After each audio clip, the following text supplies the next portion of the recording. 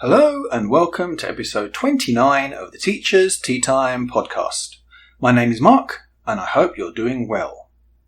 This podcast is about, by and for anyone who has ever had anything to do with schools and education. That's probably almost everybody. Topics and content in this podcast are listener generated. They come from listeners just like yourself. We are proud to be a member of Edjacent, a design collaborative made up of educators who dream of a better world for our students and their teachers by connecting educators to their legacy. Learn more at edjacent.org. I have a mug of tea ready, so sit back, relax, and let's get on with the show. Well, the summer is about over, and folks are returning to school. And while the summer is over, it seems like the pandemic is not. This Delta variant has necessitated that schools can't open normally in many places. Although, as we've spoken about in this podcast before, do we really want to return to normal and the way things were before? Anyway, in today's episode, we finish our conversation with Jamie Kurowski, one of Edjacent's designers. This was a great conversation, and in this part we look ahead to the things that we would like to change. And we talk about helping teachers to be brave.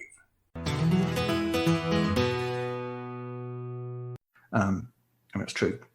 So we're navigating out of this pandemic. I'd love to see some things change. Where do you hope things go?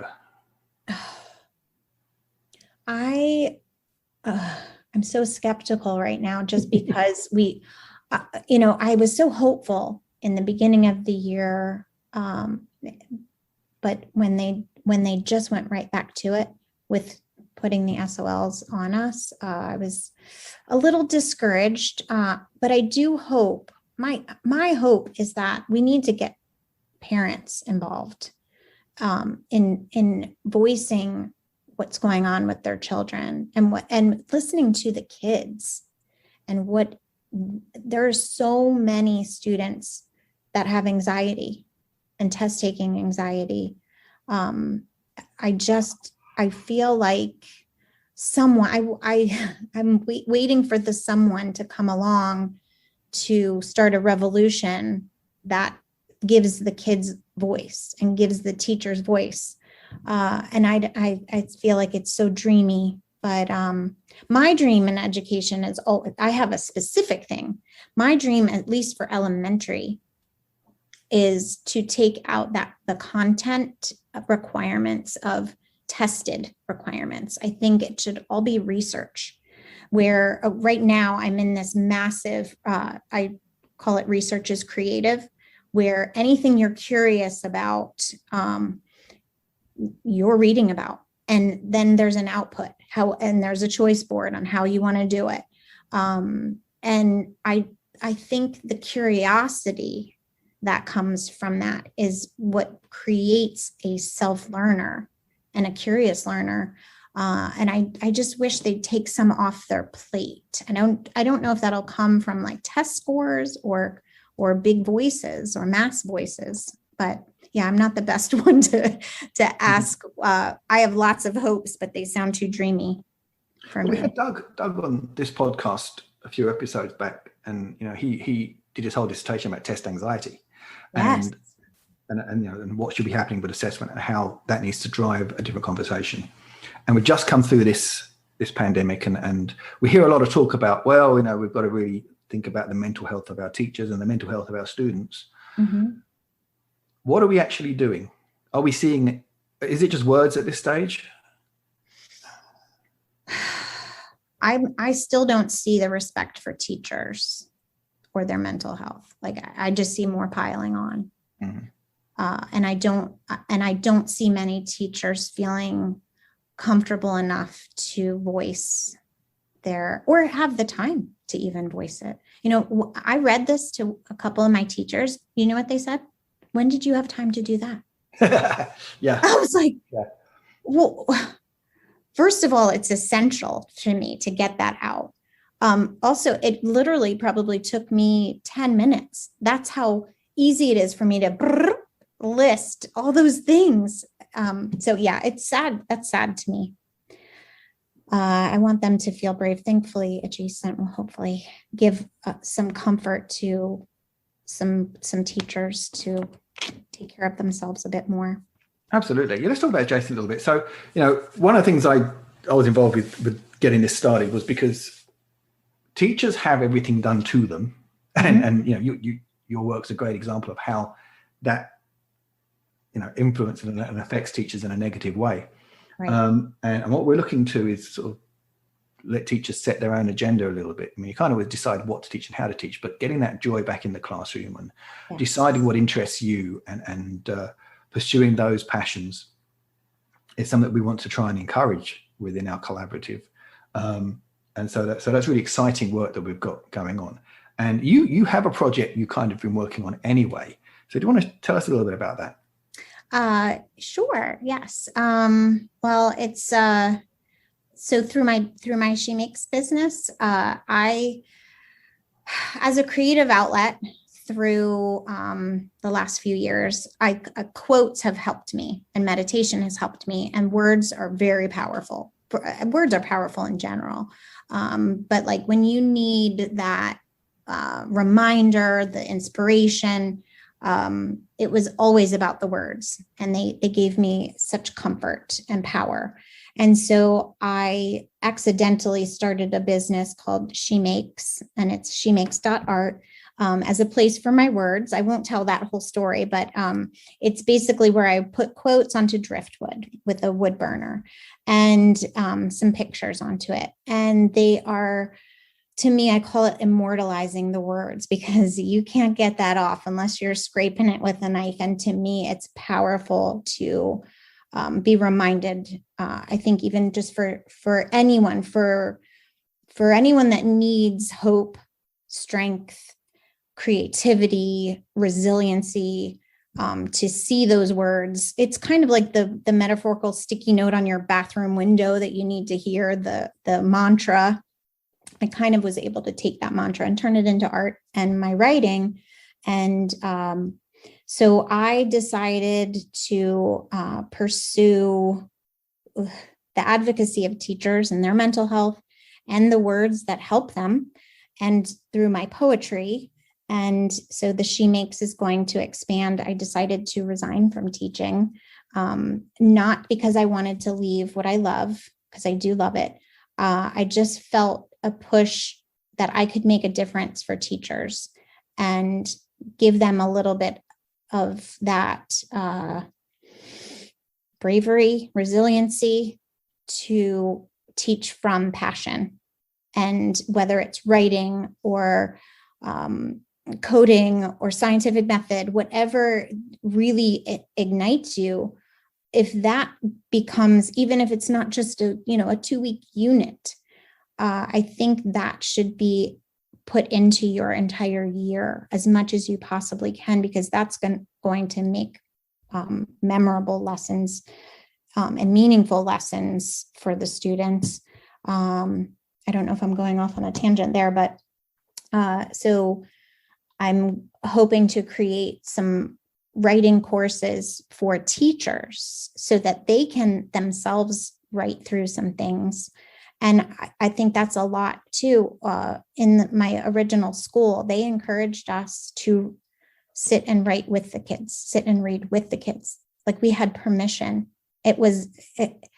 And you then become the student and you realize what calling out feels like, because you're reading the book and you're like, oh my gosh, you got to read this sentence. This sentence is so cool. You like want to share, or you're like, oh my gosh, a part in the book. And I'm the teacher and I'm interrupting kids around me because I'm reading or I'm writing. And I'm like, oh, I want to read this to my class. Can I read this to you? And I'm like whispering to the kid next to me. I'm like, this needs to be, we need to get in with the kids more. And I think we've lost that. We're just facilitating curriculum. And I'm sure lots of teachers do it, but I'm just seeing more and more of, let me check boxes instead. I want to bring passion back. And I feel like I could help my one classroom year after year, or I could really help multiple classrooms. And that's kind of where I was pulled to help the teachers' mental health, and then inspire with words through my art. And that's where I am. We'll see. Absolutely.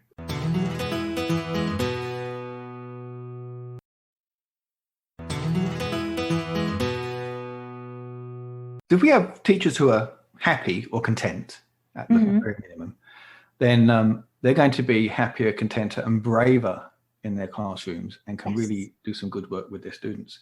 And I think it's interesting, you talk about how students learn, you talked about curriculum and stuff like that. And we're still in this mode, I think, of a content-rich delivery model. We're encouraging teachers to stand aside and just deliver stuff. And that's almost obsolete because, we know we can find out all the content in the world in our phones. Right. To make sense of it is the hard part. And so, this is that time where it's really ripe to help teachers reimagine their roles and who they are, know who they are, reimagine who they are, and feel happy about doing what we know is right by the students. Yeah, tests are going to be there; they're not going to go away, but we can do so much more. So it's great that you're using your passion and your work and your words to hopefully help teachers out a lot better. And you have a website. We'll put that on the notes for the podcast so people can access it and see what you do and see how that grows. Yes, hoping to see courses added to that and workshops and but a lot of my poetry is in there, and that just writing is really helps me process everything. Absolutely. And that time it takes to stop and reflect is so powerful. Yes. And what's good about this is something teachers can opt into. They're not going to be told you've got to do this, and that then you have an ownership as a professional into as a teacher taking a decision to, I'm going to investigate what Jamie does and maybe take a course with Jamie. Now, you're making a choice about your personal development, professional development, and how that's going to impact your teaching and how students learn, which I think is way more powerful than being at school and the administrator of the building saying, today I'm going to teach you, you're going to have some development on this, because we've decided that's what we're going to do. Right. And it may not be necessary at all. Well, what's interesting is I did in the beginning of the year, I guess it was last year, because we didn't really have a beginning of the year this year. My principal asked me to do a mindfulness in the classroom course. And I overheard some people basically saying that they don't have time for that. And not me, they don't have time for mindfulness in the classroom. And I was like, if you don't have mindfulness in the classroom and there's going to be disconnect. I genuinely feel that the social emotional learning, creating those relationships is everything. And the kids, I did a powerful lesson this year that blew my mind of, the teachers are walking around. The number one thing you hear in the hallway when you walk past passing a teacher is, I can't. Mm-hmm. They just shake their head back and forth we literally teach the kids not to say that, the power of yet and all and the teachers aren't. So the modeling of it. And I asked my class, I was like, what do you have on repeat that you don't want on repeat in your head? And I didn't know if they'd get the question at all. They shot their hands up, and I'm fat, I'm stupid, I'm ugly, I'm worthless. I was crying and I wrote it. I have the chills everywhere. I wrote them all on the board and crying.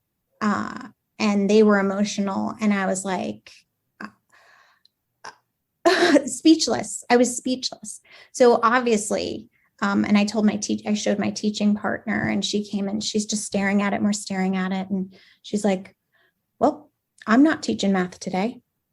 And that's exactly what she should have said. Absolutely. And she's a new teacher, and doesn't necessarily have that bravery to, I'm not going to teach math because my children need me. They need, and none of them told their parents. They didn't. And I wanted to, but they trusted me. Anyway, but the power, we then of course changed those phrases over to the positive. We made huge, beautiful, like my metaphorical driftwood piece, right? Where on paper, I'm like, I'm going to show you beautiful fonts that you can do. And I want like whatever. I am beautiful. I am smart. I'm still learning, whatever phrase. And I laminated them and we hung them up right on their plexiglass. And I went on a tangent there, but to me, that is everything, because if their mindset is I'm fat, that little girl is probably thinking that the kids are looking at her rolls instead of like caring about her spelling. She's probably so worried about that she can't think straight. And like, I just feel for her, like even saying that word, broke my heart. But to me, teachers that say, I don't have time for that, you have to make time, especially for yourself first. So soapbox. No, but it's important, because we do a lot of content delivery and we've ignored the fact that we're teaching young people, right? And that they, mention the word relationships. If you have a relationship, then it's going to help.